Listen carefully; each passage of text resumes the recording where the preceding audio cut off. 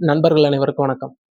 நாம் இந்த காணொளியில இந்தியா மற்றும் அமெரிக்கா இடையிலான வர்த்தக ஒப்பந்தம் தொடர்பாக மேற்கொள்ளப்பட்ட முன்னெடுப்புகள், அது தொடர்பாக வெளியிடப்பட்ட கூட்டறிக்கைகள், அதாவது ஜாயிண்ட் ஸ்டேட்மெண்ட்ஸ் அப்படின்னு சொல்லுவாங்க. செயல் ஆணைகள், எக்ஸிக்யூட்டிவ் ஆர்டர்ஸ், இது தொடர்பா நாம பார்க்க போறோம். எப்பயுமே ஒரு வர்த்தக ஒப்பந்தங்கிறது எடுத்த உடனே போட்டுறது கிடையாது. அது இது மாதிரி கூட்டாணைகள், கூட்டறிக்கைகள், செயல் ஆணைகள் மூலமா தான் ஃபர்ஸ்ட் அதற்கான விஷயங்கள் மக்களுக்கு சொல்லப்படும். அதற்கு பிறகு இன்டரிம் அக்ரிமெண்ட் அப்படின்னு சொல்லுவாங்க, இடைக்கால ஒப்பந்தம். அது போட்ட பிறகு அதன் மூலமா ஒரு ஃபைனல் வடிவம் பெறும் ஒரு வர்த்தக ஒப்பந்தம். அதுக்கு பிறகுதான் அது ஃபைனலைஸ் பண்ணுவாங்க. சரிங்களா? அப்படி இந்த வர்த்தக ஒப்பந்தம் தொடர்பான பேச்சுவார்த்தைகள் முதலாக டொனால்ட் ட்ரம்ப் அமெரிக்க அதிபர் அவர்களது சமூக ஊடக வாயிலா தான் உலகத்துக்கு தெரிய வருது. அதாவது February 2ஆம் தேதி இந்தியா மற்றும் அமெரிக்கா வர்த்தகம் தொடர்பாக பேசிக் கொண்டிருக்கிறது. அது தொடர்பான விஷயங்கள் அவர் வெளியிடுறாரு. அடுத்தது February 6ஆம் தேதி அவரது ட்ரூத் வலைதள பக்கத்திலிருந்து நடைமுறைப்படுத்துவதற்கான ஒரு சில ஆணைகள், கூட்டறிக்கைகள் ஒரு சில விஷயங்கள் வெளிப்படுத்தப்படுது. எப்படி இந்தியா மற்றும் அமெரிக்கா தொடர்பான வர்த்தகம் சம்பந்தமா. மீண்டும் 4 நாட்கள் கழித்து வெள்ளை மாளிகையின் ஃபேக்ட் ஷீட் மூலமா 2 செயல்படுத்துவதற்கான ஆணைகளும் ஒரு கூட்டறிக்கையும் வெளியிடப்படுது. இது எல்லாமே வெள்ளை மாளிகையிலிருந்து தான் வருது.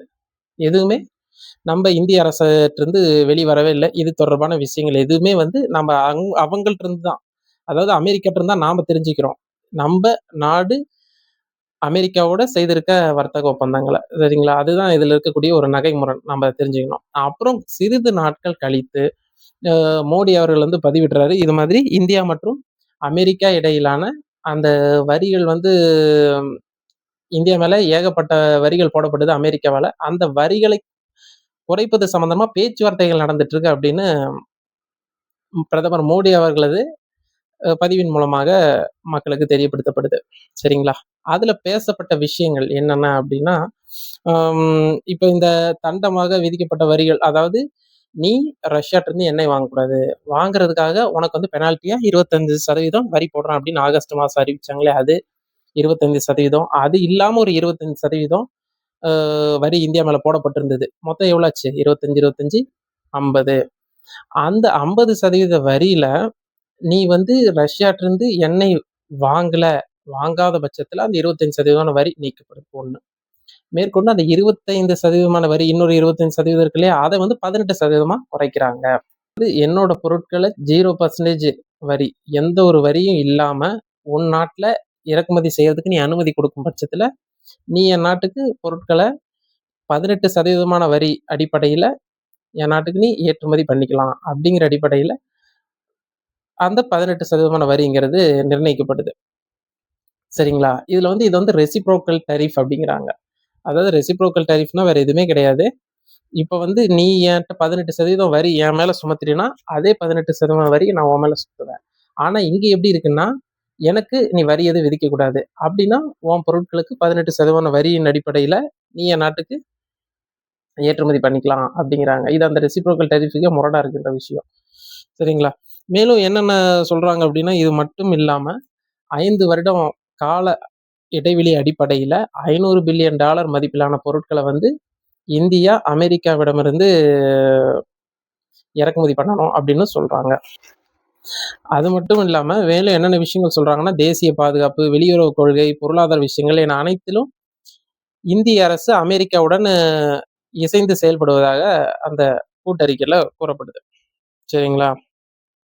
இது எப்படி இருக்குன்னா, 2019 அமெரிக்கா பேச்சை கேட்டு இந்தியா அமெரிக்காவோட கட்டளைக்கு இசைந்து ஈரான்ட்டு இருந்து எண்ணெய் வாங்குவதல்ல, வெனிசுலால இருந்து எண்ணெய் வாங்குவதில்லை அப்படின்னு முடிவுக்கு வந்தாங்க 2019. அந்த விஷயங்களை இது நமக்கு நினைவு கொண்டுடுது. மேலும் என்னென்ன சொல்றாங்கன்னா, அமெரிக்கா என்ன கன்செஷன் கொடுத்துருக்கு 0% அதாவது நீ எங்க நாட்டுக்கு ஜெனரிக் மருந்துகள், வைரம், நவரத்தினங்கள் மற்றும் விமானத்தின் உதிரி பாகங்கள் அனைத்தையும் என் நாட்டுக்கு நீ ஏற்றுமதி செய்யலாம். உனக்கு வரி எதுவும் கிடையாது அப்படின்னு சொல்றாங்க. ஆனா உண்மையில பார்த்தீங்கன்னா, ட்ரம்ப் வருவதற்கு முன்பாகவே இதுக்கு வந்து வரி எதுவும் விதிச்சது கிடையாது. ஆனா இது ஒரு சாதனையாக இன்னைக்கு கொண்டாடிட்டு இருக்காங்க. மேலும் இன்னும் அவங்க என்னென்ன சொல்றாங்கன்னா, இந்த ஜவுளித்துறை, இந்த ஆடைகள், அப்புறம் இந்த ம் தோல் மற்றும் காலணிகள், footwears, plastic and rubber, organic chemicals, அப்புறம் வீட்டு அலங்கார பொருட்கள், இன்னும் பல. இது எல்லாத்துக்குமே 18% வரி அடிப்படையில நீ அமெரிக்காவுக்கு ஏற்றுமதி செஞ்சுக்கலாம். இத வந்து மோடி அரசாங்கம் கொண்டாடிட்டு இருக்காங்கன்னு வச்சுக்கோங்களேன். உண்மையில பார்த்தீங்கன்னா, மன்மோகன் சிங் காலத்திலேயே இந்த பொக்ரான் குண்டுவெடிப்பு சோதனைலாம் பண்ணி பார்த்ததுல நெறைய தடைகள் இந்தியா மேல, அமெரிக்கா மேல வரிகள் விதிக்கப்பட்டுச்சு. அது அனைத்தும் மன்மோகன் சிங் காலத்துல அ கையெழுத்திடப்பட்டு கிட்டத்தட்ட 2.93% அந்த வரிகள் அனைத்துமே குறைக்கப்பட்டுச்சு. மன்மோகன் சிங் காலத்துல. ஏற்கனவே வரி குறைஞ்சு தான் இருந்துச்சு. அத வந்து நீ 0% கொண்டு வந்திருந்தீன்னா, அத வந்து கொண்டாடுறதுல ஒரு அர்த்தம் இருக்கு. ஆனா இவங்க அமெரிக்கா வந்து 25% அத உயர்த்தி, அதிலிருந்து 18% குறைச்சிருக்காங்க. இத வந்து அவங்க சாதனையாக மோடி அரசாங்கம் கொண்டாடுது. மேலும் அமெரிக்காவுடனான இந்த வர்த்தக ஒப்பந்தத்த நடைமுறைப்படுத்துவதுல இருக்கிற 2 முக்கியமான சிக்கல்கள நம்ம பார்க்கணும். அதாவது என்னன்னா, ஒரு பைலேட்ரல் ட்ரேட் அப்படிங்கிறாங்க. பைலேட்ரல் ட்ரேட் அப்படின்னா, இரு நாடுகளுக்கு இடையிலான வர்த்தகம் தான் அது. அதுல என்ன சிக்கல்னா, இப்ப 0 வரி மூலமா 0% வரி எதுவுமே நீ விதிக்கக்கூடாது. ஆனா என் பொருள நான் எ உன் நாட்டுல நான் இறக்குமதி பண்ணுவேன். வரி எதுவும் விதிக்கக்கூடாது அப்படிங்கிற பட்சத்துல பார்த்தீங்கன்னா, இங்க அதிகப்படியான அந்நிய பொருட்கள அனுமதிக்க வேண்டிய சூழல் ஏற்படும். இதன் மூலமாக உள்ளூர் சந்தை வந்து மிகப்பெரிய நெருக்கடி ஏற்படும். உள்ளூர் உற்பத்தியாளர்கள் மிகப்பெரிய அளவுல ஒரு நெருக்கடிக்கு உள்ளாவாங்க 1. 2வது விஷயம் பார்த்தீங்கன்னா, இந்த இன்டரிம் அக்ரீமெண்ட் சொல்றோம்ல, இந்த இடைக்கால ஒப்பந்தத்துல $500 பில்லியன் மதிப்பிலான பொருட்கள உன் நாட்டுல நாங்க இறக்குமதி பண்ணிக்கிறோம் அப்படின்னு அந்த விஷயத்த சேர்க்கும்போது, கட்டாயம் இந்த பொருளை நான் இந்த அளவுல இறக்குமதி செய்வேன் அப்படிங்கிற ஒரு சரத்து வந்து இணைக்கப்படும். இந்த விஷயத்த நாம வந்து ஜாயிண்ட் ஸ்டேட்மெண்ட்ல சொல்லும்போது, இந்த மேண்டேட்டரி இம்போர்ட் கிளாஸ் அப்படிங்கிற ஒரு சரத்து என்பது இன்டரிம் அக்ரீமெண்ட்ல ஏற்றப்படும். ஏத்தப்படும் பட்சத்துல இந்த பைலேட்டரல் ட்ரேட்ன்னு சொல்றோம் இல்லையா? இரு நாடுகளுக்கு இடையிலான வர்த்தகம்னு, அது மிகப்பெரிய அளவுல அந்த தர்க்க நியாயம் அனைத்தையுமே உடைச்சு எறிஞ்சிரும் அப்படின்னு பொருளியல் அறிஞர்கள் வந்து கூறுறாங்க. மேலும் இந்த இன்டரிம் அக்ரீமெண்ட் இருக்கு இல்லையா? இடைக்கால ஒப்பந்தத்த அறிவிச்ச உடனே அதிபர் ட்ரம்ப் வந்து ஒரு ஆணைய பிறப்பிக்கிறாரு. இதுதான் ரொம்ப ஒரு முக்கியமான விஷயம். ஒரு ஆணைய பிறப்பிக்கிறாரு. என்ன அப்படின்னா, இந்தியா நேரடியாகவோ, இல்லை மறைமுகமாவோ ரஷ்யாவிடமிருந்து எண்ணெய் வாங்கினால், அந்த விலக்கிக் கொள்ளப்பட்ட 25% வரி மீண்டும் இந்தியா மீது சுமத்தப்படும். அது மட்டுமல்லாது, அதை கண்காணிப்பதற்காக அமெரிக்காவின் வர்த்தக அமைச்சர், காமர்ஸ் செக்ரட்டரி அவரு வந்து நியமிக்கப்படுறாரு. இதை வந்து பார்ப்பதற்காகவும், இதை கண்காணிப்பதற்காகவும் அமெரிக்காவோட வர்த்தக செயலர் வந்து நியமிக்கப்படுறாரு இந்த விஷயங்களுக்கு. இது வந்து பார்த்தீங்கன்னா, முழுக்க முழுக்க இந்தியாவோட இறையாண்மைய அடக்கி வைக்கும் செயலா தான் பார்க்கப்படுது. மேலும் இந்த வர்த்தக ஒப்பந்தத்துக்கான பேச்சுவார்த்தைகள் நடந்துச்சு இல்லையா? பிப்ரவரி 2 ட்ரம்ப் மூலமா தான் தெரியுது. நம்ம அரசாங்கம் நமக்கு அது சம்மந்தமான விஷயங்கள பின்னாடி தான் சொல்றாங்க. அதற்கு முன்னாடி சரியா 14 நாட்களுக்கு முன்பாக ஐரோப்பிய யூனியனோட வர்த்தக ஒப்பந்தங்கள் போடுறாங்க. அதாவது எஃப்டிஏஸ், ஃப்ரீ ட்ரேட் அக்ரீமெண்ட்னு சொல்லுவாங்க. அத வந்து போடும்போது, அதுல வந்து ஒரு சில விஷயங்களுக்கு வந்து வரி என்பது குறைக்கப்படாது. வரி கட்டாயம் இருக்கிற வரிய நீங்க செலுத்தணும் அப்படிங்கிறாங்க. என்னென்ன பொருட்களுக்கு அப்படின்னா, தானியங்களா இருக்கலாம், இல்ல அக்ரிகல்ச்சர் சார்ந்த விஷயங்களா இருக்கலாம், விவசாயம் சார்ந்த விஷயங்களுக்கெல்லாம் கம்பல்சரி வரி உண்டு. அதுல வந்து வரி விலக்கு என்பது கிடையாது. அப்படின்னு அவங்க சொல்றாங்க. இதன் மூலம் தெரிய வருவது என்னவென்றால், வரி ஏதும் இல்லாமல் அமெரிக்க பொருட்கள், அதாவது தானியங்களா இருக்கலாம், இல்ல இயற்கை வேளாண் சார்ந்த பொருட்களா இருக்கலாம், இல்ல கால்நடை தீவனமா இருக்கலாம். இது வந்து இந்திய சந்தைக்குள் இறங்கும்போது, வரி ஏதும் இல்லாமல் இறங்கும்போது, இங்கே மிகப்பெரிய அளவில் அக்ரிகல்ச்சர் செக்டார், விவசாயத்துறை மற்றும் கால்நடை தீவனத்துறை இது எல்லாமே மிகப்பெரியல அடிபடும். அடிபடுவது இல்லாம, இங்கே அமெரிக்க நிறுவனங்கள் கோலோச்சுவதற்கான வாய்ப்புகள் 100% இருக்குது. இத வந்து மேலும் உறுதிப்படும் வகையில அமெரிக்காவோட விவசாய அமைச்சர் ப்ரூக் ரோலின்ஸ் கூறுறாங்க, இந்தியாவில் மிகப்பெரிய சந்தை இருக்கிறது. அதிக அமெரிக்க விவசாயம் மற்றும் பண்ணை பொருட்களை ஏற்றுமதி செய்யுங்கள். விலையை உயர்த்தி கிராமப்புற அமெரிக்காவிற்கு பணம் வரும்படி செய்யுங்கள் அப்படின்னு சொல்றாங்க. இந்த விஷயங்கள், அதாவது இன்னைக்கு இந்தியாவோட இந்த நிலைப்பாடு, வர்த்தகம் சார்ந்த அதிகாரத்துல இவங்க எடுத்திருக்க நிலைப்பாடை நாம பார்க்கணும் அப்படின்னா கொஞ்சம் வரலாற்று ரீதியாக அதை பின்னோக்கி பயணம் செஞ்சோம்னா இந்த விஷயங்களை கொஞ்சம் நம்ம தெளிவா பார்க்கலாம். எப்படின்னு பாத்தீங்கன்னா 1949ஆம் ஆண்டு வெளியுறவு அமைச்சகத்தில் நேரு பேசுறாரு. வெளியுறவு கொள்கைகள் உனது கையை விட்டு வேறொருவரது கைகளுக்கு சென்று விட்டால் நீ சுதந்திரமற்றவன் ஆகிவிடுகிறாய் அப்படிங்கிறார். சரிங்களா? அதுக்கு என்ன அர்த்தம் அப்படின்னா, உனது வெளியுறவு கொள்கைகள் உன்கிட்ட தான் இருக்கணும், அந்த விஷயங்கள் நீ காம்ப்ரமைஸ் பண்ணிக்கூடாது, காம்ப்ரமைஸ் பண்ணினா உன் சுதந்திரம் போயிடும் அப்படின்னு நேரு 1949. இன்னைக்கு அந்த சுதந்திரம் மற்றும் இந்திய இறையாண்மை அனைத்தும் அமெரிக்காவிடம் சரணடைந்து விட்டது அப்படின்னு தான் நாம சொல்ல வேண்டியது. அதாவது 1960 காலகட்டங்கள்ல இந்தியாவுக்கு அமெரிக்கிட்ட இருந்து கோதுமைகள் வந்துட்டு இருக்கு. நாட்டோட உள்நாட்டு உற்பத்தியை பாதிக்கக்கூடிய விஷயங்கள்ல நாங்க ஒத்து போக மாட்டோம் அப்படின்னு அன்னைக்கு அதிகாரத்துல இருக்கவங்க உறுதிபட கூறினாருங்க அப்படிங்கிறத நாம நினைவு கூறணும்.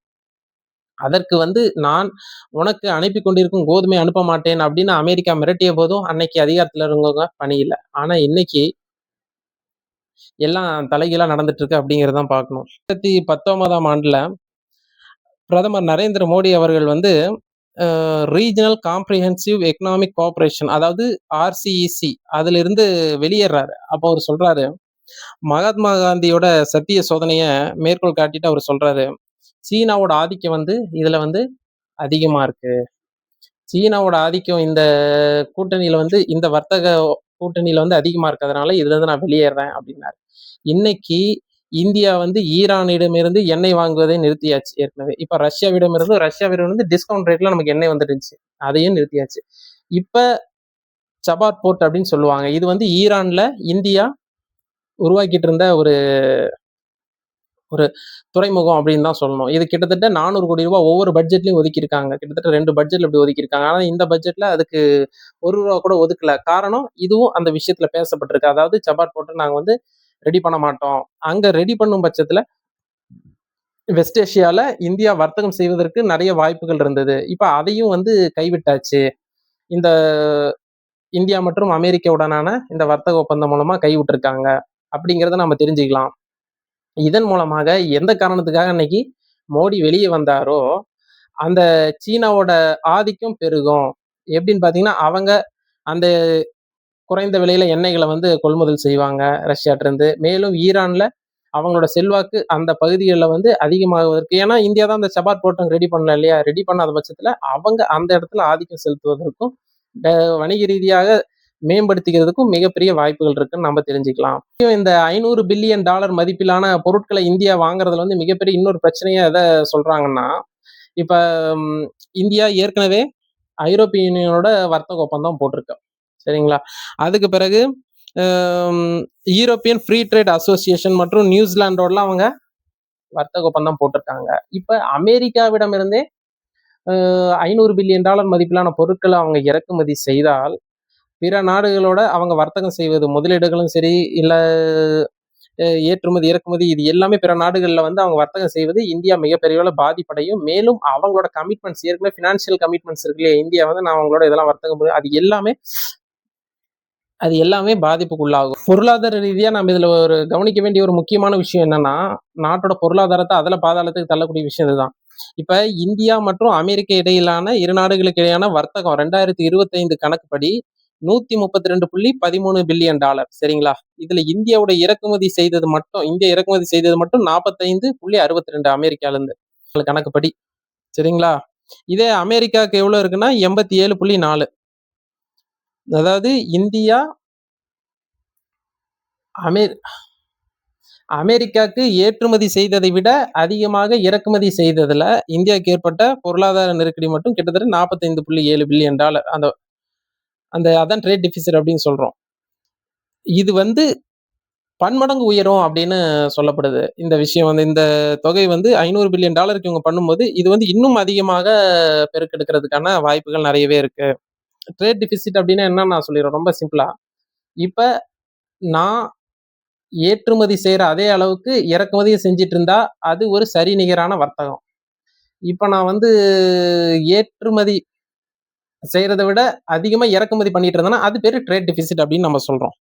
இப்ப வந்து இந்தியாவுக்கு அமெரிக்காவோட இருக்க ட்ரேட் டெபிசிட் மட்டும் 45.7 பில்லியன் டாலர் 2024. இது கிட்டத்தட்ட இந்த 500 பில்லியன் டாலர் கணக்குங்கிறது 45.5 லட்சம் கோடிக்கு சமம். அந்த தொகையில வருது இது. இது கிட்டத்தட்ட பாத்தீங்கன்னா இந்தியாவோட ஒரு வருஷத்து பட்ஜெட் 53.5 லட்சம் கோடி. கிட்டத்தட்ட அந்த தொகைக்கு அளவுக்கு இவன் வர்த்தகம் பண்றதா இந்தியா ஒத்துருக்கு. இது மிகப்பெரிய ஒரு நெருக்கடியை பொருளாதார ரீதியா இந்தியாவுக்கு ஏற்படுத்தும் அப்படின்னு. அதுக்கு பிறகு பாத்தீங்கன்னா பிப்ரவரி 20 அமெரிக்காவின் உச்சநீதிமன்றம் ஒரு அவரோட போட்ட டேரிஃப் இருக்கு இல்லையா, அதாவது டொனால்ட் ட்ரம்ப் போட்டார் இல்லையா, அந்த டேரிஃப் எல்லாத்தையும் செல்லுபடி இல்லாததா ஆக்குது. எப்படின்னு பாத்தீங்கன்னா international emergency economic powers act படி பாத்தீங்கன்னா அதிபரை விட அமெரிக்க அதிபரை விட அரசவைக்கு தான் வரி விதிக்கும் அதிகாரம் இருக்கு அப்படின்னு கூறி அமெரிக்காவோட உச்சநீதிமன்றம் அவரோட அந்த டேரிஃப் ஆர்டர்ஸ் எல்லாத்தையுமே கேன்சல் பண்றாங்கங்கிறது ரொம்ப முக்கியமான விஷயம். அதுக்கு பிறகு பாத்தீங்கன்னா அவர் அதுக்கு அடுத்த நாள் ட்ரேட் ஆக்ட் 1974 பயன்படுத்தி அதோட பிரிவு 122 கீழ் தற்காலிக வரியாக 10% வரி பேஸ் லைன் டாக்ஸ் போடுறாங்க கிட்டத்தட்ட 150 நாளைக்கு. இப்ப என்ன அவங்க கெடு விதிச்சிருக்காங்கன்னா 150 நாட்களுக்குள்ள அந்த இன்டரிம் அக்ரிமெண்ட் இடைக்கால ஒப்பந்தத்தை போட்டு இதை ஃபைனலைஸ் பண்ணணும் அப்படின்னு அவங்க சொல்றாங்க. சுப்ரீம் கோர்ட் இந்த ட்ரம்போட இந்த வரி சம்பந்தப்பட்ட ஆணைகள் அனைத்தையும் ரத்து பண்ண பிறகு அமெரிக்காவில் இந்த ட்ரேட் ஆக்ட் 1974 310 பிரிவின் கீழே ஒரு விசாரணை ஒன்று மேற்கொள்ளப்பட்டு இருக்கு. அமெரிக்கா எந்தெந்த நாடுகளோடலாம் வர்த்தகம் செய்தோ அந்த நாடுகள் மீதான ஒரு விசாரணை நடந்துட்டு இருக்கு. அந்த விசாரணையில தெரிய வந்துள்ளது என்ன விஷயம் என்னவென்றால் இந்தியாவில் பல பொருட்கள் உள்நாட்டு தேவையை விட அதிகமா 3 மடங்கு உற்பத்தி செய்து வைக்கப்பட்டுள்ளது. அந்த பொருட்கள் இது மாதிரி அந்த பொருட்களோட கணக்குகள் ஏன் எடுக்கப்படுது அப்படின்னா அளவுக்கு அதிகமா நீ உற்பத்தி செய்து வைத்து பிற நாடுகள்ல வந்து அதை நீ டம்ப் பண்ணும் போது அந்த நாட்டில் இருக்கக்கூடிய உற்பத்தியாளர்களும் வணிகர்களும் பாதிக்கப்படுறதுக்கான வாய்ப்புகள் இருக்கு. அதன் அடிப்படையில வரிகளை சேர்த்தி போடுவதற்கும் குறைப்பதற்குமான ஒரு திட்டத்தை வகுப்பதற்கான இந்த விசாரணைகள் மேற்கொள்ளப்பட்டு இருக்கு. அதுல இந்த பெட்ரோ கெமிக்கல் சார்ந்த விஷயங்கள், அலுமினியம் மற்றும் ஸ்டீல் சார்ந்த விஷயங்கள் அப்படின்னு இந்தியாவில் கிட்டத்தட்ட 3 மடங்கு உள்நாட்டு தேவையை விட 3 மடங்கு அதிகமாக சர்ப்ளஸ் வந்து உற்பத்தி செய்யப்பட்டிருக்கு அப்படின்னு அவங்க கண்டுபிடிச்சிருக்காங்க. அதே நேரம் இன்னைக்கு வந்து ட்ரம்ப் வந்து இந்தியாவை ஃபோர்ஸ் பண்றதுக்கும் ஒரு காரணம் அவங்களோட பொருட்களை அதிக அளவுல இந்தியாவில் வந்து 500 பில்லியன் டாலர் மதிப்பிலான பொருட்களை வந்து குவிப்பதற்கும் காரணங்கள் இருக்கு. இன்னைக்கு அமெரிக்காவோட உற்பத்தி வந்து சர்வதேச சந்தையில போட்டி போடுற அளவுக்கு இல்லை, அதுக்கான தகுதி இழந்துருச்சு. அதை வந்து சரி செய்வதற்காக அவர்களோட பொருளை வந்து போட்டி போட்டு கொண்டு போக முடியாத ஒரு சூழ்நிலையில மற்ற நாடுகளில் வந்து அதை திணிப்பதற்கு இந்த ஒப்பந்தத்தை ட்ரம்ப் பயன்படுத்துறாரு. மேலும் வெனின்சுலாவோட எண்ணெய் வளங்கள் வந்து இப்ப அமெரிக்கா வசம் கைமாற்றப்பட்டிருக்கு. இந்தியா வந்து ரஷ்யா வசம் எண்ணெய் வாங்கி கொண்டிருந்தால் இந்த எண்ணெயை நாம விற்பனை பண்ண முடியாது. ஸோ இந்தியா வந்து ரஷ்யாட்ட இருந்து வாங்குற எண்ணெயை நிறுத்தினாதான் நமது எண்ணெய்களை வந்து வெனின்சுலா எண்ணெய் வளங்களை சொந்தமாக்கி வச்சிருக்காரு இல்லையா ட்ரம்ப், அதை விற்பதற்காக இது வம்படியாக அந்த ரஷ்யாவிட்ட இருந்து எண்ணெய் வாங்கக்கூடாதுன்னு அமெரிக்கா இந்தியாவை தடுக்குது. இந்த விஷயங்கள்ல இருந்து தான் நாம் இந்த விஷயங்களை அடிப்படையாக கொண்டு இதை பார்க்கும் பட்சத்துல இந்த வர்த்தக ஒப்பந்தத்தின் பின்னணியில் இருக்கக்கூடிய விஷயங்களை நம்மளால அடிப்படையான விஷயங்களை நம்மளால புரிஞ்சிக்க முடியும். நன்றி.